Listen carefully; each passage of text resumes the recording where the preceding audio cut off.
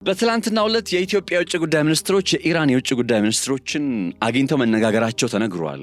ይህ የሁለቱ ሀገራት የውጭ ጉዳይ ሚኒስትሮች ተገናኝተው ከመነጋገራቸው ከጥቂት ሰዓታት ቀደም ብሎ ደግሞ የኢትዮጵያ ጠቅላይ ሚኒስትር ዶክተር አብይ አህመድ ወደ ዩናይትድ አረብ ኤሚሬት አቡዳቢ ስልክ ደውለው ከመሐመድ ቢን ዛይድ ጋር መነጋገራቸው ተነግሯል። ከዚህ በመነሳት ከሚደመጡ ሐሳቦች ውስጥ ምናልባት ኢትዮጵያ በዩናይትድ አረብ ኤሚሬት ላይ እየዘነበ ያለ የሚሳኤልና የድሮን ዝናብ በተወሰነ መልኩ እንደ ሙሉ በሙሉ ባይቆም እንኳን አረ እንደው ፋታ አረ ጋባ አድርጉት ነገሩን አረ ቀንሱት የሚል አይነት ጥያቄን አቅርባበት ይሆን እንዴ የሚል አንድምታዊ ጥያቄዎች በመነሳት ላይ ናቸው። ይህንን ጉዳይ መነሻ አድርገን ስንቀጥል የኢራን የጦር ስልት አስገራሚ ሆኖ ቀጥሏል።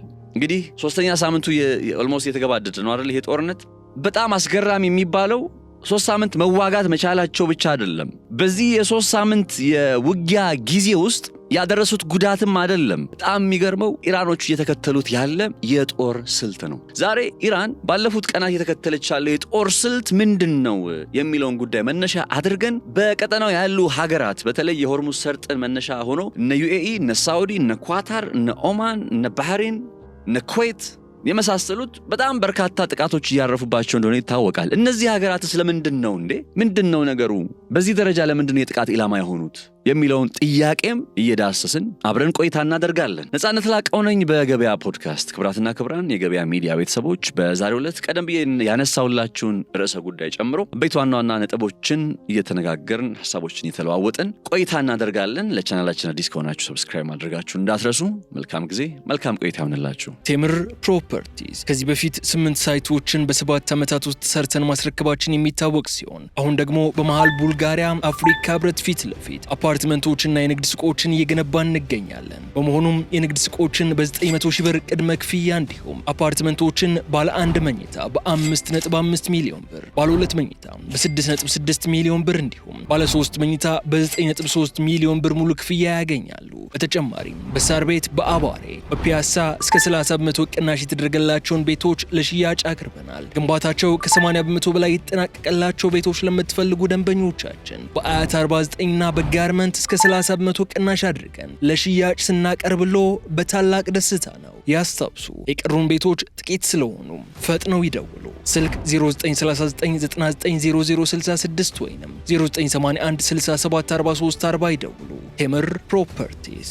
የኢትዮጵያ ጠቅላይ ሚኒስትር ዶክተር አብይ አህመድ በትላንትናው ዕለት ለዩናይትድ አረብ ኤሚሬቱ መሪ መሐመድ ቢን ዛይድ ስልክ ደውለውላቸው እንደነበር ሰምተናል። ያው ይሄ ስልክ ቆይታ ካለፉት ጊዜያት የቀጠለ ከዚህ ከኢራን ዩናይትድ አረብ ኤሚሬትን ጨምሮ በቀጠናው ባሉ ሀገራት ላይ ያነጣጠረችው አይነት የጦር ስልት አለና ያንን እንግዲህ እየተፈጸመ ባለው ጥቃት ጋር ተያይዞ የተፈጸመ የተከናወነ የስልክ ቆይታ ነው ይባላል። የገረመኝ ግን ኢትዮጵያ ጠቅላይ ሚኒስትር ዶክተር አብይ አህመድ መደወላቸው ሳይሆን ልክ እንደሳቸው ሁሉ የግብፁ ፕሬዝዳንት አብድል ፈታህ አልሲሲም እንዲሁ በተመሳሳይ ለቢን ዛይድ ስልክ ደውለው ነበር ተብሏል። እና የእሳቸው ቆይታም እንግዲህ በሁለቱ ወገን በኩል የተነሱ ሐሳቦች በዋናነት በዚህ ቀጠና ላይ ያለ ጉዳይን መነሻ አድርገው ነው። የአብድል ፈታህ አልሲሲና የቢን ዛይድ የስልክ ቆይታ በዋናነት በዚህ ከቀጠናው ጋር ተያይዞ ነገሮቹ ከቀን ወደ ቀን በጣም ወደ ከፍተኛ ውጥረት ውስጥ እየገቡ ነው እና ምናልባት እነዚህ ሀገራት ወደ ጦርነቱ በቀጥታ ተቀላቅለው እነ ዩናይትድ አረብ ኤሚሬት፣ እነ ኳታር፣ እነ ሳውዲ አረቢያ በቀጥታ ወደ ጦርነቱ ተቀላቅለው ሌላ አይነት ቅርጽን ቀጠናዊ ቅርጽን ጦርነቱን እንዳይዝ በጣም ስጋት አለ በዚህ ሰዓትና ከዚህ አንጻር ከአብድል ፈታህ አልሲሲ ጋርም ቆይታ አድርገዋል። ግብጾች በየትኛውም መንገድ ለማገዝ ዝግጁ ነን የሚል አይነት አቋማቸውን አሰምተዋል። እንደምታውቁት ባለፈው የኢትዮጵያ ጠቅላይ ሚኒስትር ዶክተር አብይ አህመድ ወደ ዩናይትድ አረብ ኤሚሬት አቅንተው ከቢን ዛይድ ጋር ተገናኝተው በነበረበት ጊዜ ላይ ደስተኛ ካልነበሩ መሪዎች መካከል አንዱ የግብፁ ፕሬዝዳንት አብድል ፈታህ አልሲሲ ነበሩና አሁን በሁለቱ ሀገራት መካከል በተወሰነ ያለ የዲፕሎማሲ ክፍተትን በእንዲህ አይነት አጋጣሚ ላይ ለማጥበብና ከዛም ደግሞ በምንችለው ሁሉ ባለን አቅም ሁሉ ለመርዳት ዝግጁ ነን፣ ለመተባበር ዝግጁ ነን እያሉ ይገኛሉ አብድል ፈታህ አልሲሲና ይሄኛው አካሄድ ምናልባት ግብጽ ከዩናይትድ አረብ ኤሚሬት ጋር ጠንከር ያለ ወዳጅነትን ፈልጋለች እንዴ የሚለው ጉዳይ እንዲነሳና ስልክ መደወል ኖርማል እኮ ነው። ስልክ መደወላቸው አይደለም ትልቁ ፖይንት። ግን በስልክ ቆይታቸው ላይ ያነሱት ነገር ምንድነው? ኦል ፖሲብል ሰፖርት ነው ያሉት። ሁሉንም የምንችለውን እርዳታ የሚል ቃል ነው የተጠቀሙትና ሁሉንም የምንችለው እርዳታ ወታደራዊ እርዳታን ሲያጠቃልላሉ የመሳሰሉት ጉዳዮችን አብረው ታሳቢ እንዲደረጉ በማድረግ ላይ ነው የሚገኘው። ለማንኛውም ሁለቱ መሪዎች ትላንትና ያው ዩናይትድ አረብ ኤምሬት በዚህ በቀይ ባህር ቀጠና ላይ ምን ያክል ስትራቴጂካዊ እንደሆነች አንዱ ማሳያው ትላንት ሁለቱም መሪዎች የቀይ ባህር ላይ እንግዲህ በጣም ተፎካካሪ የሆኑት ኢትዮጵያና ግብጽ መሪዎች ወደ ዩኤኢ ደውለው ከዩኤኢ ጋር አብረው የመስራት ዝንባሌያቸውን ለማጠናከር የሞከሩበት አይነት መንገድ ነው። ያው በኢትዮጵያ በኩል ያለው ወገን ወይም ከኢትዮጵያ ጋር ያለው አጋርነት በጣም ጠንከር ያለ አጋርነት እንደሆነ ይታወቃል። በተደጋጋሚ ስላወራንበት በዚህ ጉዳይ ላይ አልገባበትም። ትላንት ካየኋቸው ዜናዎች ግን እጅግ በጣም ያስገረመኝ የኢትዮጵያ የውጭ ጉዳይ ሚኒስትር ዴኤታ ከኢራን የውጭ ጉዳይ ሚኒስትሮች ጋር ስለመገናኘታቸው የሚያመላክት አይነት መረጃ ወጥቷል እና ይሄ መረጃ ቦርከና.com ላይ ነው የተመለከትኩትና የኢትዮጵያ የውጭ ጉዳይ ሚኒስትር ይዞት የወጣውን መረጃ ነው የጠቀሰው።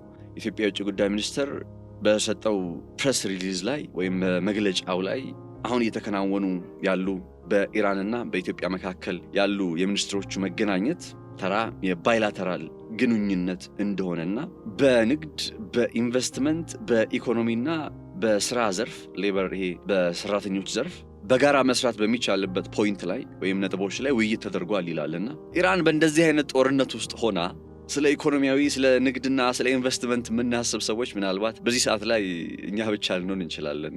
እኛ ወይም የኢትዮጵያ ውጭ ጉዳይ ሚኒስትር ትላንት ያወጣው መግለጫ ላይ ብቻ ሊሆን ይችላል እንግዲህ ይሄኛው ሐሳብ ካለም ሊኖር የሚችለው እንጂ ኢራን በዚህ ሰዓት ላይ በኢኮኖሚ፣ በንግድ፣ በኢንቨስትመንት በምናምን በሚሉት ጉዳዮች ላይ መስራት የሚባል ነጥብን የሚወያዩበት ጊዜው አይመስለኝም። አሁን ካሉበት በጣም ከበድ ያለ ውጥረትና ጫና አንጻር ሐሳቦችን ተለዋውጠናል፣ በእነዚህ ከላይ በተዘረዘርኩላችሁ ጉዳዮች ላይ ሐሳቦችን ተለዋውጠናል የሚለው መግለጫ ላይ የተጠቃለለው ሌላኛው ሐሳብ በቀጠናው ያለውን በዚህ ኢራን ባለችበት ዩኤኢ ባሉበት በሆርሙዝ ሰርጥ አካባቢ ላይ በዛ ላይ ያሉ ቀጠናዊ እድገቶችን ከዛ ደግሞ በመሰረታዊነት በመካከለኛው ምስራቅ ያለ ነባራዊ ሁኔታን ለመቋጨት ወይም ነባራዊ ሁኔታን ረገብ ለማድረግ የዲያሎግን ወይም ንግግር ምክክርን ማስቀደም በጣም ቁልፍ እንደሆነና ይህም ቀጠናውን ለማረጋጋት አበይት ነጥብ እንደሆነም ጭምር መረጃዎች ተለዋውጠዋል ነው የሚለው የኢትዮጵያ የውጭ ጉዳይ ሚኒስቴር መግለጫ። እንደሚታወቀው እንግዲህ ያው ቀደም ብሎ ያነሳውላችሁ በዩናይትድ አረብ ኤምሬትና በኢትዮጵያ መሪዎች መካከል የተከናወነ የስልክ ቆይታ የሚለውን ነጥብ ከዛ ቀደም ብሎ ደግሞ የኢትዮጵያ ጠቅላይ ሚኒስትር ዶክተር አብይ ወደ ዩናይትድ አረብ ኤምሬት አቅንተው እንደነበረ ስታስታውሱ እነዚህ ነጥቦችን ሲታይ ከዛ በሶስተኛነት ደግሞ የኢራን የውጭ ጉዳይ ሚኒስትር ሰዎችን አግኝቶ ማውራት የሚሉት ነጥቦች ሲጠቃለሉ ከዛ በውይይታቸው ላይ በቀጠናው ያለን ሰላምና ጸጥታ ለማረጋገጥ ንግግር፣ ምክክር ሊቀድም ይገባል የሚል ሐሳብ አጽንኦት እንደተሰጠው እንደተሰመረበት ስታስተውሉ ኢትዮጵያ በኢራንና በነ ዩናይትድ አረብ ኤምሬት መካከል የማደራደር ወይም ደግሞ የማቀራረብ አይነት ስራ ለመስራት ጥረት እያደረገች ይሆንን የሚለውን ጥያቄ እንድታነሱ ያስገድዳቸዋል። ያለ ማድረግ እናንሳለን ብዬ አይደል። ያለ ማድረግ የግድ በዓለም ላይ ግሬት ፓወር መሆን የለብንም አይደል። እንደዚህ አይነት በጣም በዓለም ላይ ቁልፍ በሚባሉ ነገሮች ላይ የማደራደር የማቀራረብ አይነት ስራ ለመስራትና ምናልባት እንደዛ ከሆነ በሁለቱ ወገኖች በኩል ቢኮዝ አሁን ዩናይትድ አረብ ኤምሬት በጣም በከፍተኛ ደረጃ ይሄ የሚዘንብባት ድሮንና ሚሳኤል ልነግራችሁ አልችልም። በጣም በከፍተኛ ደረጃ ከቀን ወደ ቀን እየጨመረ ነው። አልሁዳይዳ እየተባለ የሚጠራ አንድ የጦር ሰፈር አለና ይሄ የጦር ሰፈር በጣም ቅርብ የሚባለው የጦር ሰፈር ነው። በካርታ በጂኦግራፊ ቅርብ የሚባለው የጦር ሰፈር ነው ለኢራን ማለት ነው። እሱም ብቻ ሳይሆን በሆርሙዝ ሰርጥ አካባቢ ላይ ባለው ነባራዊ ሁኔታ በትክክል በቃ ሆርሙዝ ሰርጥ የሚባለውን ዩናይትድ አረብ ኤምሬትና አሴም ታይም ደግሞ ኢራን ናቸው እንደምታውቁ። በሁለቱም ሳይድ ላይ ያለ በጣም ቅርብ የሆነ በመሬት አቀማመጡ ጂኦግራፊው በጣም ቅርብ ስለሆነች ዩናይትድ አረብ ኤምሬት በጣም በርካታ ድሮን ነው በየቀኑ የሚመታት፣ በጣም በርካታ ሚሳኤል ነው እየዘነበባት ያለው። እንዲያውም አንድ ዘገባ እኮ በጦርነቱ የመጀመሪያ ሳምንት አካባቢ ላይ የወጡ መረጃዎችን ከተመለከታችሁ 63% የሚሆነው ኢራን በዚህ ቀጠና ላይ ያሉ ሀገራትን ኢላማ አድርጋ የምትተኩሳቸው ሚሳኤልና ድሮኖች 63% የሚሆነው ኢላማ የሚያደርገው ዩናይትድ አረብ ኤምሬትን ነው ይባላል። አስቡት እንግዲህ ከነ ኦማን፣ እነ ሳዑዲ፣ እነ ባህሬን፣ እነ ኳታር፣ እነ ኩዌት እነዚህ ሀገሮች ባሉበት ቀጠና ላይ የሚተኮስ ሚሳኤል 63% ኢላማ የሚያደርገው ዩናይትድ አረብ ኤምሬትን ነው ማለት ነገሩ እንዴት ከፍ ያለ እንደሆነ በግልጽ ያሳያል።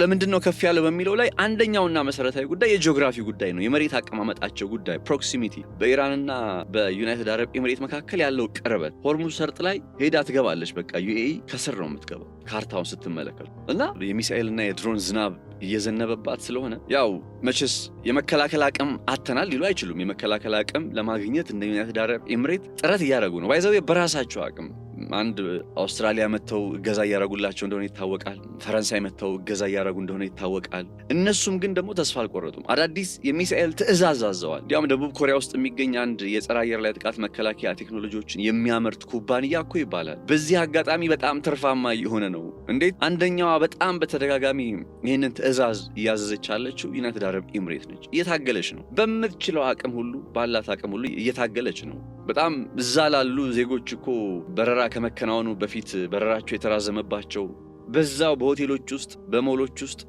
በነፃ እንዲጠቀሙ አድርጋ እኮ በቃ ምን አይነት ሀገር እንደሆነች እያሳየች ነው ዩናይትድ አረብ ኤሚሬት። በጣም አድንቅ ያለው መቼስ ገንዘብ ካለ መቼስ ሀብት ካለ። ታዲያ በእንደዚህ አይነት ጫና ውስጥ ያለችው ዩናይትድ አረብ ኤሚሬት እንደው በተወሰነም ቢሆን ጋብ ቢልላት ጥሩ ነው።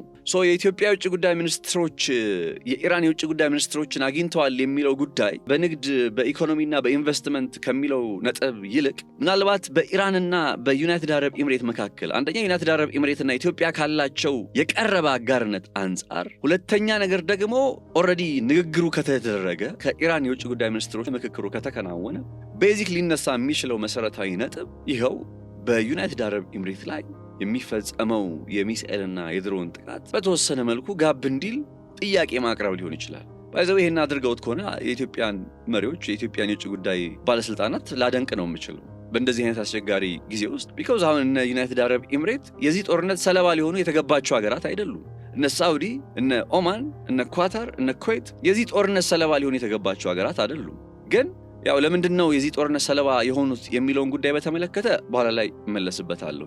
ከኢራን የጦር ስልት ጋር አገናኝቼ የምነግራችሁ በጣም ደስ የሚል ነገር አለ። አብራችሁ ነው። እነዚህ ሀገራት ያው በቀጥታ በጦርነቱ የሚመለከታቸው ስላልሆነ ጦርነቱ ለምሳሌ እኮ እዚህ ቀይ ባህር ላይ ቢሆን በቀይ ባህር ቀጠና ላይ አሜሪካ ያሏት የጦር ሰፈሮች ይታወቃል። አንደኛው ጅቡቲ ውስጥ ነው። አርባ ምንጭ አካባቢም ኢትዮጵያ ውስጥ የተወሰነ እንቅስቃሴዎች እንደነበሩ ይታወቃል። ስለዚህ እኛ የጦር ሰፈር ለነዚህ ሰዎች ሰተናቸው ቢሆን ኖሮ ብለን ብናስብ አሜሪካ እያከናወነች ባለው ጦርነት ሳቢያ ኢትዮጵያ ኢላማ ስትሆን የጅቡቲ ኢላማ ስትሆን እንደማለት ነው። ገብቷችኋል? እና እነ ዩኤኢ፣ እነ ሳውዲ፣ እነ ኳታር ይህ ጦርነት የሚመለከታቸው ጦርነት አይደሉም። ከሀገራት ጋር አጋርነት ማድረግ ብርቅ አይደለም። ጅቡቲ የስንት ሀገር የውጭ የጦር ሰፈሮችን አስተናግዳለች፣ ቻይና ሳትቀራለች። አሜሪካ ደግሞ ከዚህ ቀደም ስትከተል በነበረው ዓለምን የመቆጣጠር ስትራቴጂ አማካኝነት እዚህም እዛም ከ700 በላይ ናቸው የሚባሉ የጦር ሰፈሮች አሉ። እርግጥ ነው በዶናልድ ትራምፕ በርከት የተወሰኑቱ እንዲቀነሱ ቢደረጉም በቃ ግን በርካታ በመቶዎች የሚቆጠሩ የጦር ሰፈሮች አሏት አሜሪካ።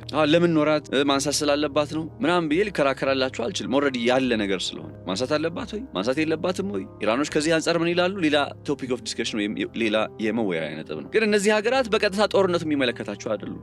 ሰለባ ነው የሆኑት። የእስራኤል ጠባጫሪነት ሰለባ፣ የአሜሪካ ጠባጫሪነት ሰለባ ነው የሆኑት እነዚህ ሀገራት እና የዛ ገፈት ቀማሽ ሆነው እየተቸገሩ ስለሆነ በእንደዚህ አይነት ሁኔታ ላይ ደግሞ ጠንካራ የሚባል አጋርነት ያላቸው ሀገራት አንዱ አጋርነቱን የሚያሳዩት ነገሩ ትንሽ ረገብ እንዲል ነገሩ በንግግር ሊፈታ የሚችልበት መንገድ ካለ እንዲሞከር። እንደው ሚሳኤል ቁጥሩን ቀንሱት አንድ ነገር ነው። የድሮን ቁጥሩን ቀንሱት አንድ ነገር ነው። እንዴ በጣም እኮ ብዙ ነው ዩናይትድ አረብ ኤሚሬት ላይ ያረፈ ያለው። ይሄንን ነገር ተከናውነው ከሆነ በጣም አፕሪሼት አደርጋለሁ። የተከናወነም ይመስለኛል። የትላንትናው የኢራንና የኢትዮጵያ የውጭ ጉዳይ ሚኒስትሮች ውይይት ከዚህ ጋር ተያይዞ የሚታይ እንደሆነ ነው የማስበው እንጂ እንደው ተራ የዲፕሎማሲያዊ ግንኙነት ወይም የባይላተራል ግንኙነት ወይም በውጭ ጉዳይ ሚኒስትር መግለጫ ላይ ተመላክቷል ለተባለው የንግድ ኢንቨስትመንትና የኢኮኖሚ ትብብር ስለማድረግ የሚከናወን ውይይት አይደል። ትንሽ ምናልባት የነገሩ ሁኔታ በምክትል ማለት ነው በሚኒስትር ዴኤታ ደረጃ መከናወኑ ተገቢነቱ ምን ያክል ነው የሚለው ጥያቄ ቢያጭርብኝም ወይም የተገቢነቱ ሌቭል ምክንያቱም ነገሩን አጽንኦት ለመስጠት ወይ በሚኒስትሩ ቢከናወን ጥሩ ነበረ። በኢትዮጵያ የውጭ ጉዳይ ሚኒስትር ጌዲዮን ጢሞቴዎስ አማካኝነት ቢከናወን ጥሩ ነበረ። እሳቸው እንግዲህ ወይ ቢዚ ሆነው ከሆነ በእንዲህኛው መልኩ መሞከሩም ይበል የሚያሳይ ነው ብዬ አምናለሁ።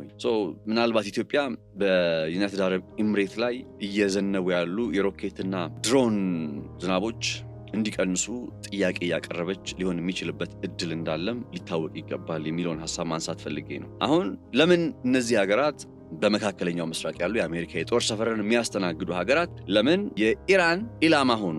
ለምን ኢራን በዚህ ደረጃ እነዚህን ሀገራት አጠቃች፣ አስጨነቀች የሚለውን ጉዳይ በተመለከተ ሐሳቦችን ማንሳት እንቀጥላለን። ኢራን ይህንን ጦርነት አንድ ቀን ሊመጣባት እንደሚችል በማወቅ ላለፉት ኦልሞስት 40 ዓመታት ስትዘጋጅ ነው የቆየችው። ታዲያ ላለፉት 40 ዓመታት ኢራን ብቻ ሳይሆን ስትዘጋጅ የቆየችው እነ ኔታንያሁም ከ1997 እንደ አውሮፓውያን አቆጣጠር ጀምሮ ሲዘጋጁ ነው የቆዩት እና አንድ ቀን እንዲህ አይነት አውዳሚ የሆነ በጣም ጠንካራ የሚባል ዘመቻ ሊከፈትባቸው እንደሚችል ኢራናውያኑ ቀድሞ ያውቁ ነበር። አመራሮቻቸው ሊገደሉ እንደሚችሉ ቀድሞ ያውቁ ነበር።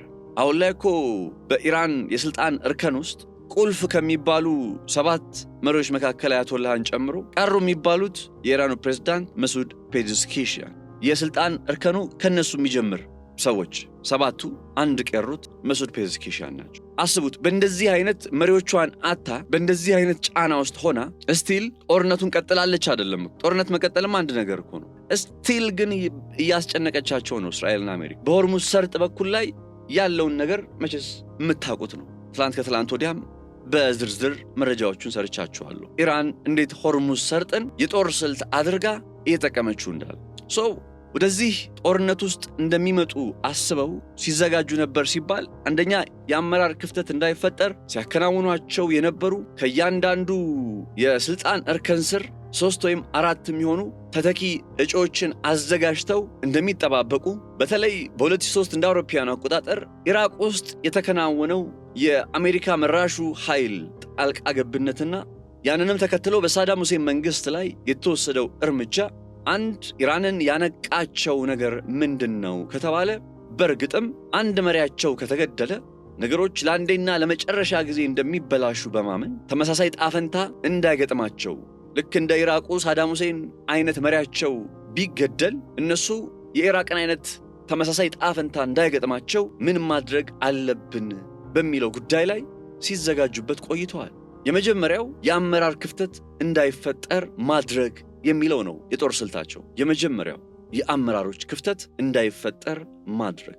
ለምሳሌ ያክል ከሰሞኑ አሊ አርጃኒ ተገለዋል። አሊ አርጃኒ የኢራን ከፍተኛ የደህንነት ሹመኛ ናቸው። እሳቸው ብቻ ሳይሆኑ ባሲጅ ማለት በኢራን ውስጥ ወዶ ዘማች ወዶ ገብ የሚባል በየትኛውም ጊዜ ከአብዮታዊ ዘቡ ጥሪ ቢቀርብለት ጦርነቱን ለመቀላቀል ዝግጁ ናቸው ተብለው የሚጠባበቁ በሚሊዮን የሚቆጠሩ ወዶ ገብ ወዶ ዘማች የሚባሉ የኢራን ታጣቂዎች ናቸው። ባሲጅ ይባላሉ። እስራኤል የዚህን ወታደራዊ ክንፍ መሪም ጭምር ነው እርምጃ የወሰደችው ከቀናት በፊት። ታዲያ ለእነዚህ መሪዎቿ ጥቃት ኢራን የወሰደችው የአጸፋ እርምጃ ኦፕሬሽን ትሩ ፕሮሚስ ብለው በሚጠሩት የጥቃት ማዕበላቸው እንዴት እስራኤልን እንዳስጨነቁ እኔ አልነግራችሁም።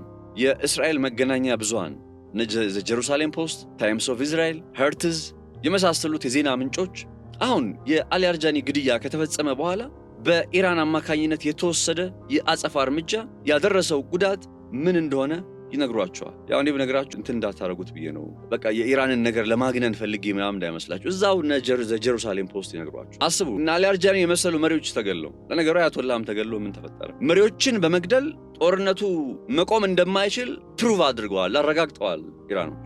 የመጀመሪያው ኢራኖች እየተከተሉት ያለው የጦር ስልት የአመራር ክፍተት እንዳይፈጠር ማረጋገጥ የሚለውን ነገር በመያዝ ነው የሚጀምረው። ቴምር ፕሮፐርቲስ ከዚህ በፊት 8 ሳይቶችን በ7 ዓመታት ውስጥ ሰርተን ማስረከባችን የሚታወቅ ሲሆን አሁን ደግሞ በመሃል ቡልጋሪያ አፍሪካ ህብረት ፊት ለፊት አፓርትመንቶችና የንግድ ሱቆችን እየገነባን እንገኛለን። በመሆኑም የንግድ ሱቆችን በ900 ሺህ ብር ቅድመ ክፍያ እንዲሁም አፓርትመንቶችን ባለ 1 መኝታ በ5.5 ሚሊዮን ብር፣ ባለ 2 መኝታ በ6.6 ሚሊዮን ብር እንዲሁም ባለ 3 መኝታ በ9.3 ሚሊዮን ብር ሙሉ ክፍያ ያገኛሉ። በተጨማሪም በሳር ቤት፣ በአባሬ፣ በፒያሳ እስከ 30 በመቶ ቅናሽ የተደረገላቸውን ቤቶች ለሽያጭ አቅርበናል። ግንባታቸው ከ80 በመቶ በላይ የተጠናቀቀላቸው ቤቶች ለምትፈልጉ ደንበኞቻችን በአያት 49ና በጋርመንት እስከ 30 በመቶ ቅናሽ አድርገን ለሽያጭ ስናቀርብሎ በታላቅ ደስታ ነው። ያስታውሱ፣ የቀሩን ቤቶች ጥቂት ስለሆኑ ፈጥነው ይደውሉ። ስልክ 0939990066 ወይም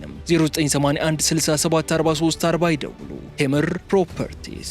ሁለተኛው ነገር ደግሞ ኢራን አሁን ላይ የተከተለች ያለው የጦር ስልት አሲሜትሪክ ዋርፌር ይባላል። ያልተመጣጠነ የጦር ስልት ነው፣ ያልተመጣጠነ የውጊያ ጥበብ። ከዚህ ቀደም ታስታውሱ ከሆነ በመሐመድ አሊ የሚባል ቦክሰኛ ነበር። እና ያ መሐመድ አሊ የሚባለው ቦክሰኛ አብዛኛውን ጊዜ ወደ ሪንግ ውስጥ ወደ ቦክስ ሪንግ ውስጥ ሲገባ በመጀመሪያዎቹ ዝሮች ተፋላሚው ተከታታይ ቡጢዎችን ሊያሳርፍበት ይችላል። በጣም ተከታታይ ቡጢዎችን እና በዛ ሰዓት ላይ የሚያከናውነው ነገር ምንድነው? በተቻለ መጠን ለመቀበል ነው። ቡጢ ካረፈበትም ሊያርፍበት ይችላል። እየሸወደም ቢሆን እነዛን ጥቃቶች ግን ያስተናግዳቸዋል። ተፋላሚው ይሰነዝራል። ዜን እየቆየ ሲመጣ ይደክማላ። ያ ደካማ ሞመንቱ የመሐመድ አሊ የቦክሰኛው የጥንካሬው ሞመንት ነው። ደካማ በሆነበት አጋጣሚ ላይ አንድ ቡጢ ይሰነዝራል፣ ሁለት ቡጢ ይሰነዝራል፣ ተጋጣሚ ይወድቃል። በኢራንና በእስራኤል ወይም እንዲሁም አሜሪካ ተጨምራበት ባለው ጦርነት ላይ ኤግዛክትሊ እንደዚህ አይነት ነገር እናያለን ማለት ሳይሆን ሴናሪዮ ግን እየተከተለች ያለው የጦር ስልት ግን ምን ማለት መሰላችሁ? ጠላት ጠንካራ በሆነበት በኩል ሳይሆን ደካማ በሆነበት በኩል አጥቃው። this is where it comes። በቀጠናው የሚገኙ እንደ ዩናይትድ አረብ ኤሚሬትን ጨምሮ በቀጠናው የሚገኙ ሀገራት ለምን ኢላማ ሆኑ የሚለውን ነገር ቅድም ነግሬያችሁ ነበር። በቀጠናው የሚገኙ ሀገራት ለምን ኢላማ ሆኑ በሚለው ነገር ላይ መልሱ አንደኛው ኢራን እየተከተለች ያለው የጦር ስልት ጠላት ደካማ በሆነበት እንጂ ጠንካራ በሆነበት ስፍራ ላይ አታጥቃው የሚል ነው። እና አሜሪካ ጠንካራ የሆኑበት ክፍል ምንድነው? እንደምታዩት በ10 ሺዎች የሚጠጉ ኢላማዎችን መጥተዋል። የአየር ላይ የበላይነቱን አረጋግጠዋል። በኢራን ሰማይ ላይ እንደፈለጉ እየሆኑ ነው። ቢካዝ መቼስ እስራኤልና አሜሪካ በአየር ኃይል በዚህ ሰዓት ከተፎካከረ የሚፎካከራቸው የቻይና አየር ኃይል ብቻ ነው። ከዛ ውጪ በአየር ኃይል ደረጃ እንዲሁም የሩሲያ ከነዚህ ከሁለቱ ሀገራት ውጪ በአየር ኃይል አቅም አሜሪካና ቻይናን ማንም ሊገዳደራቸው አይችልም። ኢራን ለምን ጀት ምናምን ታበራለች? ለምን የአየር ላይ የበላይነትን ለመቀዳጀት ትሯሯጣለች? ጠንካራ የሆኑበት ፓርት ነው። ስለዚህ ደካማ የሆኑበት ፓርት የትኛው ነው? የጸረ አየር ላይ ጥቃት መከላከያ ቴክኖሎጂዎቻቸው ሃይፐርሶኒክ እና ባላስቲክ ሚሳኤሎችን፣ የክሩዝ ሚሳኤሎችን፣ ድሮኖችን በማክሸፍ ረገድ ክፍተት አለባቸው፣ ድካም አለባቸው። ይህንን ነገር ያውቁ ነበረ ኢራኖች። ስለዚህ በተለይ ከ2012 ወዲህ ባሉት ዓመታት ውስጥ ኢራኖች ከመሬቱ ውስጥ እንደ ፍልፈል እየቆፈሩ ባዘጋጇቸው የሚሳኤል ከተሞቻቸው ውስጥ በሺዎች የሚቆጠሩ ሚሳኤሎችንና ባላስቲክ ሚሳኤሎችን እንዲሁም ድሮኖችን አከማችተው ይጠባበቁ ነበር። አሁን የኢራን የጸረ አየር ላይ ጥቃት መከላከያ ቴክኖሎጂ እንዲህ ተከላከለ፣ እንዲህ አከሸፈ ምናምን የሚሉ አይነት ዜናዎችን እኮ ብዙ አንሰማም። ለምንድን ነው? ኢራኖቹ ትተውታል። በቃ እንደማይችሉ ይገባቸዋል። ስለዚህ እነ እስራኤልና አሜሪካ ጠንካራ የሆኑበትን ፓርት ለነሱ ተውላቸውና ደካማ በሆኑበት ፓርት ላይ እንደምታዩት ተከታታይ የባላስቲክ የሚሳኤል የድሮን ጥቃት በመሰንዘር ላይ ናቸው። በዚህ አግባብ ውስጥ የእነ አሜሪካ ተጋላጭነት ደግሞ በደንብ የታየበት አጋጣሚ አለ። እንዴት ነው ነገሩ? በዚህ በኢራንና በኢራቅ ጦርነት ወቅት ከ1980 እስከ 1989 ተከናውኖ በነበረው ጦርነት ወቅት አንድ በጣም የተረዱት ነገር ኢራኖች በእርግጥም እና አሜሪካ ጋር ለምሳሌ የባህር ኃይል መርከብ ይዘው መጋፈጥ፣ የባህር ኃይል መርከብ ይዘው መዋጋት አያዋጣም። ያኔ 1987 ላይ እና 1988 እንደ አውሮፓውያን አቆጣጠር ላይ የኦይል ታንከር ዋር እየተባለ የሚጠራ አንድ ታሪክ አጋጣሚ አለ። እዛ ላይ የአሜሪካ የጦር መርከቦች ኦልሞስት ሰጠሙ እስኪባል ድረስ ጉዳት የደረሰባቸው በአነስተኛ የሰርጓጅ በአነስተኛ ጀልባዎች ላይ በሚጠመዱ ቦምቦች አማካኝነት በተከናወኑ ጥቃቶች ነው። ባህሬን ላይ ባይዘወይ ይሄ 1987 እና 1988 ላይ የአሜሪካ የጦር መርከቦችን ኦልሞስት ያሰመጠ የሚባለው ጥቃት ሄዶ በመጨረሻ በ1995 እንደ አውሮፓውያን አቆጣጠር አሜሪካ ግዙፍ የሚባል ዘ ፊቭዝ ፍሊት የሚባል የባህር ኃይሏን ወደ ባህሬን ውስጥ እንድታስጠጋ ያደረገ ምክንያት ነው። ይሄ በታሪክ የተመዘገበ ነው። እነዛ ሞመንቶች 87 እና 88 ላይ አሜሪካ የጦር መርከብን ከሌላ ግዙፍ የጦር መርከብ ላይ ፊት ለፊት ሆኖ በመተኮስ ወይ ጉዳት ማድረስ የሚባለው ነገር ከባድ እንደሆነ ገብቷቸው በጣም እኮ እነሱም ብዙ ኪሳራ ደርሶባቸዋል በሰዓቱ። ነገር ግን ምን አይነት ነገር አንደርስታንድ አደረጉ? በአነስተኛ ጀልባዎች ላይ የሚጠመዱ ማይኖችን ተቀጣጣይ ፈንጂዎችን በማዘጋጀት በነዛ አነስተኛ ጀልባዎች ታንኳዎች ግዙፍ የሆኑ የአሜሪካ የጦር መርከቦችን ኦልሞስት ሰጠሙ እስኪባል ድረስ ጉዳት አደረሱባቸው። የተገደሉ የአሜሪካ ወታደሮች አሉ። ክፉኛ የቆሰሉ ግልጋሎት ከመስጠት የተቆጠቡ የጦር መርከቦች አሉ። እንግዲህ አስቡት፣ በአነስተኛ ጀልባ ያ ቅጽበት ነው ይባላል። ለኢራን ያ ቅጽበት አንድ የገለጠላቸው ነገር ጠንካራ በሆኑበት በኩል ሳይሆን የምናጠቃቸው ደካማ በሆኑበት በኩል እናጥቃቸው የሚለውን ሐሳብ ይዘው እንዲመጡ ያደረጋቸው አሲሜትሪክ ዋርፌር የሚባለው ይሄ ነው። በዛ ረገድ ነው አሁንም እንደ ጦር ስልት አድርገው እየተገበሩ የሚገኙት። ከዛስ የጸረ አየር ላይ ጥቃት መከላከያ ቴክኖሎጂው እጥረት እንዳለ ይታወቅ የለ አተታይም በአንድ ጊዜ ከዩናይትድ አረብ ኤምሬት ከኦማን ተነስቶ ሳውዲ፣ ኳታር፣ ኩዌት፣ ባህሬን፣ እስራኤል እነዚህ ሁሉ ሀገራት እነ ኳታር ወይም የረሷቸው እንዳሉ ሆኑ እነዚህ ሁሉ ሀገራት በተመሳሳይ ሰዓት የኢራን የሚሳኤልና የባላስቲክ ሚሳኤልና ክሩዝ ሚሳኤል እንዲሁም የድሮን ኢላማ በሚሆኑበት ሰዓት እነዚህን ሁሉ ሀገራት በአንድ ጊዜ ከኢራን ሚሳኤልና ድሮን ለመከላከል በጣም ዋጋ ያስከፍላል። አሜሪካ ቅድሚያ የምትሰጠው ለእስራኤል እንደሆነ ይታወቃል። ስለዚህ እነዚህኞቹ ሀገራት ተጋላጭነታቸው በጣም ጨምሯል። ከዚህ ጀርባ ደግሞ ኩዌት ውስጥ የሚገኘውን የታድ ራዳርና ሳተላይት ቅድሚያ አውድመውት ነበረ። እንዲያውም ባለፈው ከደቡብ ኮሪያ አምጥተው ለመተካት ጥረት አደረጉ አይደለን ዶናልድ ትራምፕ። ኢራን ያወደመችባቸውን $12 ሚሊዮን የሚያወጣ የጦር መሳሪያ ነው ባይዘው $12 ሚሊዮን አስቡ። እና ያን አይነት ጉዳት አድርሰውባቸው ነበር በአንድ ድሮን በአንድ ሚሳኤል ምናምን ነው እንግዲህ ሁሉ ጉዳት የሚመጣው። ስለዚህ ኦልሬዲ አጋልጠዋቸው ስለነበረ በአንድ ጊዜ እነዚህን ሁሉ ሀገራት ለመጠበቅ አዳጋች ሆኗል። ደካማ ጎናቸው እንዲህ ተገልጧል ማለት ነው። ዳስ ዋይ እንደ ደካማ ጎን ነው የሚቆጠሩት። አሁን እነ ዩናይትድ አረብ ኤምሬት ለምንድነው እንደዚህ ሰለባ የሚሆኑት ካላችሁ ከጂኦግራፊው በዘለል ኦልሬዲ the weakest side ናቸው። ደካማው የአሜሪካ ክፍል በምንጋ ነው ካላችሁ ያው የአሜሪካ የጦር ሰፈሮችን ያስተናግዱ የለ እሱ ነው ዋና ምክንያቱ እንጂ ከዩናይትድ አረብ ኤምሬት ጋር ጦርነት ውስጥ የመግባት ፍላጎት ኖራት አይደለም። ኢራን ግን የምታስተናግዳቸው የአሜሪካ የጦር ሰፈሮች አሉ። ሶ ያ ባይተሰልፍ ታርጌት አድርጓታል። ሌሎቹ ሀገራትን በተመሳሳይ እና the fifth fleet የሚባለውን ባህሬን ውስጥ ያለውን እኮ ምን እንዳደረጉት ብታውቁ በጣም እኮ ነው የሚገርማችሁ። the fifth fleetን እንግዲህ ግዙፍ የሚባል የአሜሪካ የባህር ኃይል ነው አስቡት። ኦልሞስት እርቃኑን እንዲቀር አድርገው ባዶውን ነው ያስቀሩት። አንድ ወታደር የለም አሁን እዛ የባህር ኃይል ክፍል ላይ። ከዛ ወጥተው በየሆቴሉ ነው የተቀመጡት የአሜሪካ ወታደሮች። የጦር ስትራቴጂ ስልት ጉዳይ ነው እያወራሁላችሁ ያለው which is amazing በጣም።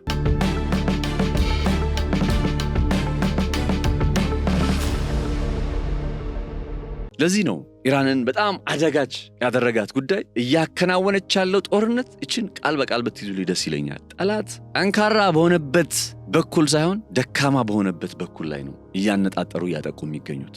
ልዩነቱ እሱ ነው። ሶስተኛው ስትራቴጂ የሆርሙዝ ስትራቴጂ ነው። ይህ ጦርነት የኢራን ጦርነት ብቻ ሆኖ እንደማይቀር ኢራን ላይ አንድ ወገን ደፍሮ የሆነ ነገር ከተኮሰ የሆነ ጦርነት ውስጥ ከገባ ይህ ጦርነት የኢራናውያን ጦርነት ብቻ ሆኖ እንደማይቀር ቀድሞውም ሲናገሩ ነበር። እንዲያውም ዶናልድ ትራምፕ ይባላል። ዶናልድ ትራምፕ በዚህ በሆርሙዝ ሰርጥ በኩል እኮ ሊዘጉብን ይችላሉ እና ለምንድነው ይህን ነገር ዘግየት ብናደርገው የዓለም ኢኮኖሚ ላይ የነዳጅ ዋጋ ላይ ሆርሙዝ ተዘጋ ማለት በጣም ከባድ ጉዳት ይመጣል ብለው አማካሪዎቻቸው ሲያማከሯቸው እንዴ እዛ እናደርሳትም እኮ ኢራንን ኧረ በፍጹም ሆርሙዝን እስክዘጋ ድረስ ልናደርሳት እንዲህ ነው። በቃ ኮንቴክስቱ ነው የምነግራችሁ። ልክ በዚህ አይነት ስሜት ነው ዶናልድ ትራምፕ የመለሱት። እንዴ ኢራንን ኧረ በፍጹም እዛ እናደርሳትም አይነት ስሜት ማለት ነው። ኢራኖች ደግሞ ሙያ በልብ ነው የሚሉ ሰዎች ናቸው። ሙያ በልብ ነው። በጣም የሚገርሙ ሰዎች ናቸው። ከዛ ይህ ጦርነት ሲጀመር ቀስ በቀስ የሆርሙዝ ሰርጥን ጠርቀም አድርገው ዘጉ። እንዲያውም እነሱ ሆነው ማለት ዓላማቸው የዓለም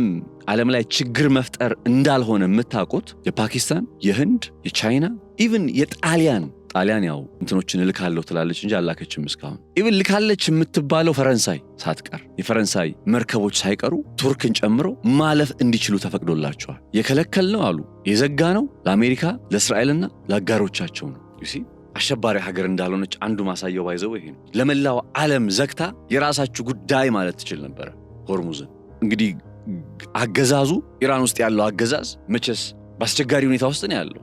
ከባድ ውጊያ ከባድ ጦርነት ውስጥ እያከናወነ ነው። ኢሜክ ሴንስ ለሌላው ባያስብ ሰርቫይቭ ለማድረግ ቢታገል በቃ ሴንስ ያደርጋል። ያለውን የትራምፕ ካርድ እየመዘዘ ነው። ያለውን የመደራደሪያ ነጥብ እየመዘዘ ነው። እና በዚህ ሁሉ መካከል እነ ቻይና እነ ቱርክ እነ ሩሲያ ምናምን የጦር መርከቦች የንግድ መርከቦች በሆርሙዝ ላይ እንዲያልፉ ተፈቅዶላቸዋል። ነገር ግን የአሜሪካና የእስራኤል እንዲሁም ያጋሮቻቸው የንግድ መርከቦች በዛ ቦታ ላይ አያልፉም። 20% የዓለማችን ንግድ የሚተላለፍበት የዓለማችን ነዳጅ የሚወጣበት ይህን መስመር ኢራን በእርግጥም በቁጥጥሯ ስር አድርገዋለች። እሱ ብቻ አይደለም፣ ኦይል ሪፋይነሪ የሚባሉ ነገሮች አሉ፣ የነዳጅ ማጣሪያ ጣቢያዎች የሚባሉ ነገሮች አሉ። አሁን በዛ ቀጠና ላይ ያሉ ሀገራት ቤስት ዘይካን ሊያደርጉልን የሚችሉት ቢያንስ ሊያደርጉልን የሚችለው ነገር አብረውን ባይዋጉ እንኳን ከጎናችን ባይቀሙ እንኳን ግን እንድንወጋ መሬታቸው መፍቀድ አልነበረባቸውም ነው። እንድንወጋ መሬታቸውን መፍቀድ አልነበረባቸውም። እኮ ሩሲያ ዩክሬን ላይ ኔቶ አይመጣም የምትለው ለምንድን ነው? አንደኛ ኔቶ ዩክሬን ከሩሲያ አፍንጫ ስር ቁጭ አለ ማለት በቀላሉ ብድግ እያለ የፈለገውን ነገር ሩሲያ ውስጥ ለማድረግ እድል ያገኛል።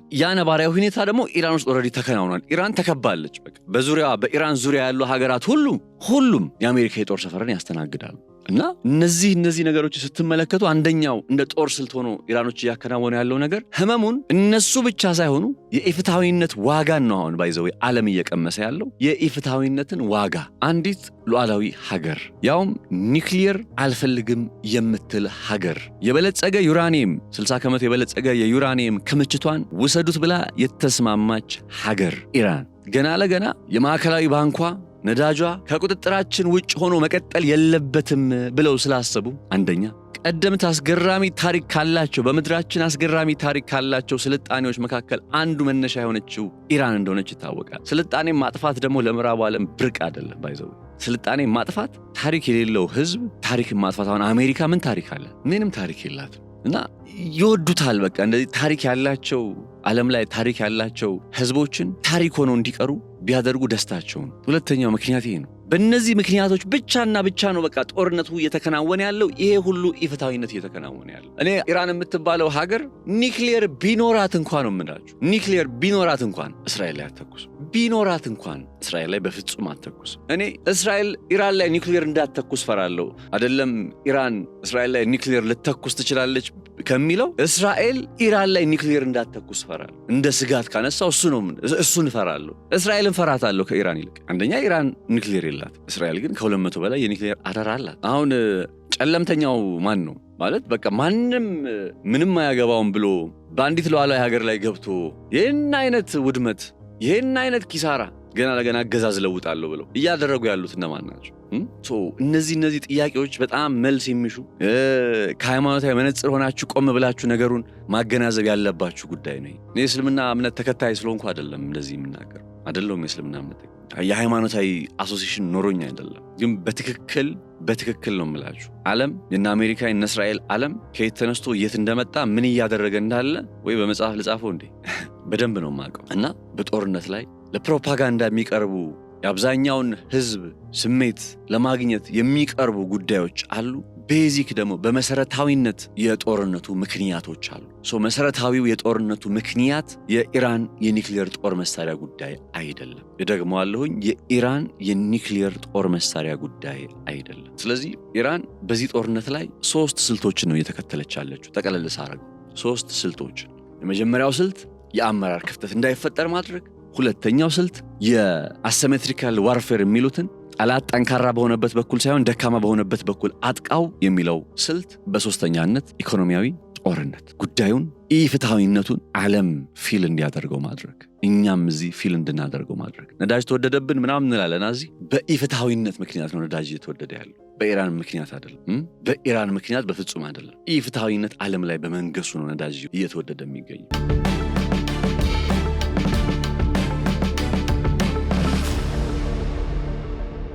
ቬንዙዌላ ውስጥ ገቡ ባለፈው አሜሪካዎች። ምንድነው ያደረጉ? ማናቸው ቬንዙዌላ ውስጥ ገብተው አሜሪካዎቹ?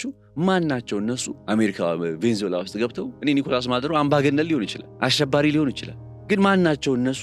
ማን ጠርቷቸው በሰው ሀገር ላይ ገብተው የዓለም ሰላም አስከባሪ ማን አደረጋቸው? ዱ ዩ ቲንክ የዓለምን ሰላም ሊያስከብሩ? ዱ ዩ ቲንክ የአደንዛዥ እጽ ጉዳይ ምናምን አሳስቧቸው? ይሄኔ እኮ ቬንዙዌላ የምትባለው ሀገር ጠንካራ ወታደራዊ አቅም ቢኖራት ኖሮ ይሄን ጊዜ ሌላ የጦርነት አዙሪት ውስጥ ነበሩ። ሌላ የጦርነት አዙሪት ውስጥ ቬንዙዌላ። አሁን ከረሲፕ ጣይብ ኤርዶሃን ጋር አይግባቡም። ቱርክ ሊገቡ ነው። ቱርክማ ቱርክ ውስጥ ገብተው ከዛ በኋላ ቱርክ ጋር ከኤርዶሃን ጋር ደግሞ ኤርዶሃንን ማንቀር እናመጣለን ብለው ሊዋጉ ነው። ምን ማለት ነው? ይሄ እኮ ቤዚክ ይብል በመሰረታዊነት የሀገር ምስረታ ኮንሰፕት በቃ ሀገር የሚባለው ጉዳይ መርሁን እኮ ነው ያጣው። እኔም አንዳንዴ ምን እንደማስብ ታውቃላችሁ? አንድ ዓለም ሊፈጥሩ ይፈልጋሉ እነዚህ ሰዎች ብዬ አምናለሁ። አንድ ዓለም ምን ማለት ነው? ሀገር የሚባል የሌለበት፣ ሁሉም ወይ እስራኤል ውስጥ ለተቀመጠ መንግስት ወይ አሜሪካ ውስጥ ለተቀመጠ መንግስት ተገዥ የሚሆንበት አንድ ዓለም። ስቴት በቃ የዓለም ስቴትን ነው እያጠፉ የሚገኙት። አሁን የፈለጉበት ቦታ ላይ ገብተው እንደፈለጉ መሆን የሚችሉ ከሆነ እኮ ምን ሀገር አለ? ሉዓላዊነት ከሌለ ምን ሀገር አለ እንዴ? ለምሳሌ የኢትዮጵያ ጠቅላይ ሚኒስትር በሆነ ጉዳይ ላይ ባይግባባ ከና አሜሪካ ጋር እንዴ መተው አንገቱን አንቆ ሊወስዱ ነው? ምን ማለት ነው? ኤርትራ ውስጥ እንደዛ ማድረግ አይችሉም። ኤርትራ ውስጥ እንደዛ ማድረግ አይችሉም። የትኛውን ቦታ ላይ እንደዛ ማድረግ አይቻልም። ማለት ይሄ መርሁን ነው የምነግራችሁ። አይቻልም ስላችሁ ማስቆም እንችላለን እያልኩኝ አይደለም። ማስቆም ብንችልማ ጥሩ ነበር፣ ግን ማስቆም አንችልም ነው። በመርህ ደረጃ ግን ኢትስ ሮንግ፣ ስህተት ነው። ማስቆም ባንችል እንኳን ስህተት ነው ማለት ግን መቻል አለብን። አትሊስት ለህሊናችን ሌላው እንግዲህ መቻል እና ነገሮች በዚህ አይነት ትሬንድ ውስጥ በዚህ አይነት ዝንባሌ ውስጥ የሚቀጥሉ ከሆነ መጪው ጊዜ የበለጠ አስፈሪ፣ የበለጠ አስጨናቂ፣ የበለጠ የውጥረትና የጦርነት እየሆነ ነው የሚመጣው። ወንድ ከሆኑ ለምን ሩሲያ ውስጥ አይገቡ? ቭላዲሚር ፑቲን ይኸው 4 ዓመት እየተዋጋቸው ነው አይደለ? እስኪ ይግቡ፣ ሩሲያ ውስጥ ይግቡና ልክ ኒኮላስ ማዱሮን አንቀው ይዘው ለመውጣት እንደሞከሩት እኛ አሜሪካንን እኛ ማንም አያስቆመንም ምትትት ምናምን የሚሉ ከሆነ እስኪ ይግቡ ሩሲያ ውስጥ ሞስኮ ይግቡና ቭላዲሚር ፑቲንን ይዘው ለመውጣት ይሞክሩ። እሱን ተውት፣ ወደ ኢራኑ ጉዳይ ልመለስላችሁ። እስኪ ወንድ ከሆኑ ይግቡና ኢራን ውስጥ የበለጸገ ኒውክሌር አለው አይደለ? ያን የበለጸገ ኒውክሌር ይዘው ለመውጣት እስኪ ሞክሩ። እና ዓለም ከመቼውም ጊዜ በላይ አሁን ያለንበት የዓለማችን ነባራዊ ሁኔታ ከመቼውም ጊዜ በላይ እጅግ አስፈሪ የሚባል ነባራዊ ሁኔታ ላይ ነን ያለነው። እዚህ አስፈሪ አስጨናቂ በቃ ሽብርተኝነት ምን ማለት ዓለምን እያሸበረ ያለው ማን ነው? እስኪ አንድ ጥያቄ ልጠይቃችሁ። ዓለምን እያሸበረ ያለው ማን ነው? ራይት ነው። ዓለምን እያሸበረ ያለው የነ እስራኤልና የነ አሜሪካ ምግባር አይደለም ወይ? ዓለምን ቤተር ፕሌስ ማድረግ እንዲህ ነው? ዓለምን የተሻለ ማድረግ እንደዚህ ነው? የዓለም ኢኮኖሚ እንዲጎብጥ እያደረጉ ኢፍትሃዊነትን በተግባር እያሳዩ ይሄ ነው ዓለምን የተሻለ ማድረግ ማለት ይሄ ነው? አይመስለኝም። ጥቂት ባነበብኳት ነገር ዓለም የተሻለች ማድረግ ማለት እንደዚህ አይመስለኝም። ምን አደረገ? ቆይ የኢራን መንግስት ምን አደረገ? ደብል ስታንዳርድ ነች ይቻለም፣ ግብዝ ነች ይቻለም፣ አስመሳይ በቃ you think that የእስራኤልን ህልውና የሚፈታተን መንግስት ሆኖ ምናምን ይመስላችኋል? አይደለም። የኢራን መንግስት ለእስራኤል የህልውና ስጋት አይደለም። በሪዮትሪክና በፕሮፓጋንዳና በአክቹዋል ፖሊሲ መካከል ያለውን ልዩነት በግልጽ እንወቅ። የፕሮፓጋንዳ ህዝባቸውን ለማስተባበር እንዴ እና አሜሪካ እነ እስራኤል የኢራን መንግስት አሸባሪ ነው ይላሉ አይደል እንዴ? ይላሉ አይሉ? ይላሉ። ላለፉት 40 ዓመታት ሲሉት የኖሩት ነው። የኢራን መንግስት አሸባሪ ነው። ስለዚህ የእስራኤል መንግስት አሸባሪ ነው ብሎ ኢራን ቢናገር ምንድነው ልዩነቱ? አሜሪካ ሞት ለአሜሪካ ቢል ምንድነው ልዩነቱ? እነሱ ራሱ ሞት ለኢራን እያሉ አይደል የኖሩት ባለፉት 40 ምናምን ዓመታት። አንድ በጣም ከሰሞኑ ካነበብኳችሁ ደስ የሚል ነገር አለ። ፋሺስት ጣሊያን ምናምን ብለን ስንገልጽ ይላል አንድ በኢትዮጵያ በኩል ወጥቶ የነበረ መግለጫ። ህዝቡን ማለታችን አይደለም አይደል ይባላል። ጣሊያን ፋሺስት ነች ሲባል የጣሊያን ህዝብ ፋሺስት ነው ማለት አይደለም። የፋሺስት ፖለቲካዊ ስርዓት ስለነበረበት ነው ፋሺስት ጣሊያን፣ ናዚ ጀርመኒ እየተባለ የሚገለጸው እንጂ እንደው መላው ጀርመን ሁሉ ናዚ ሆኖ አይደለም። ሞት ለአሜሪካ ሲባል ብለው ሲናገሩ እነዚህ ለኢምፔሪያሊስቱ አስተዳደር ለኢምፔሪያሊስቱ አካል ነው እንጂ አሜሪካን እየመራ ላለ አካል ነው እንጂ እንደው ለመላው አሜሪካዊ ሁሉ ሞት ለአሜሪካ ማለታቸው አይደለም። ስቲል ቢሆንም እንኳን ደግሞ ሪዮትሪክ ነው፣ ፕሮፓጋንዳ ነው። ይሄ በውስጥ ያለ ህዝባቸውን አንድ ላይ የሚያስተባብሩበት ፕሮፓጋንዳ ነው። አሁን አሜሪካና እስራኤል ኢራን አሸባሪ ነች፣ ሙስሊም ብራዘርሁድ ምናምን ብለው አገናኝተው ነገሩን እየሰፉት ያሉት ዓለም ሁሉ ኢራን አሸባሪ ነች በሚለው ጉዳይ ላይ ተስማምቶ የሚያከናውኑትን ድርጊት እንዳይቃወማቸው አይደል ወይ? ድጋፍ ማሰባሰቢያ አይደል ወይ? እኔ እንዴት አድርጌ እንደማስረዳችሁ አላውቅም። እንግዲህ ከገባችሁ እያልኩኝ ያለው ነገር ከገባችሁ በጣም ቀላል ነገር ይመስለኛል። ማለት ከውግንና ከሆነ ውግንና ውጭ ሆናችሁ ካሰባችሁት በጣም ሲምፕል፣ አንድ ሲደመር አንድ ነው እያወራ ያለው። ኤኒዌይ ኢሞሽናል እየሆንኩ ሲሄድ ሰዓቱን በጣም ረዘም ያለ ጊዜ እንዳንወስድ እዚህ ጋር የዛሬውን ገተዋለሁኝ። በነገው ዕለት ስንመለስ በዚህ ጉዳይ ላይ እንቀጥልበታለን። ይለይልናል እንግዲህ ከሰሞኑ። ለማንኛውም አብራችሁ ስለነበራችሁ በጣም አመሰግናለሁ። ነጻነት ላቀው ነበርኩኝ አብሬያችሁ ቆይታ ያደረኩት በገበያ ፖድካስት። የገበያ ሚዲያን ሰብስክራይብ አድርጉ፣ ቤተሰብ ሁኑ። ሁሌም አዳዲስና ትኩስ የሆኑ መረጃዎች የሚቀርቡበት የዩቲዩብ ቻናል ነው። ቤተሰብ እንሁን፣ አብረን እንቀጥል። አብራችሁ ስለነበራችሁ በፖድካስቱ ላይ ደግሞ ከልብ አመሰግናለሁ። መልካም ምሽት ይሁንላችሁ። ቴምር ፕሮፐርቲስ ከዚህ በፊት 8 ሳይቶችን በ7 ዓመታት ውስጥ ሰርተን ማስረከባችን የሚታወቅ ሲሆን አሁን ደግሞ በመሃል ቡልጋሪያ አፍሪካ ህብረት ፊት ለፊት አፓርትመንቶችና የንግድ ሱቆችን እየገነባን እንገኛለን። በመሆኑም የንግድ ሱቆችን በ900 ሺህ ብር ቅድመ ክፍያ እንዲሁም አፓርትመንቶችን ባለ 1 መኝታ በ5.5 ሚሊዮን ብር፣ ባለ 2 መኝታ በ6.6 ሚሊዮን ብር እንዲሁም ባለ 3 መኝታ በ9.3 ሚሊዮን ብር ሙሉ ክፍያ ያገኛሉ። በተጨማሪም በሳር ቤት፣ በአባሬ፣ በፒያሳ እስከ 30 በመቶ ቅናሽ የተደረገላቸውን ቤቶች ለሽያጭ አቅርበናል። ግንባታቸው ከ80 በመቶ በላይ የተጠናቀቀላቸው ቤቶች ለምትፈልጉ ደንበኞቻችን በአያት 49 እና በጋርመንት እስከ 30 በመቶ ቅናሽ አድርገን ለሽያጭ ስናቀርብሎ በታላቅ ደስታ ነው። ያስታውሱ፣ የቀሩን ቤቶች ጥቂት ስለሆኑ ፈጥነው ይደውሉ። ስልክ 0939990066 ወይም 0981674340 ይደውሉ። ቴምር ፕሮፐርቲስ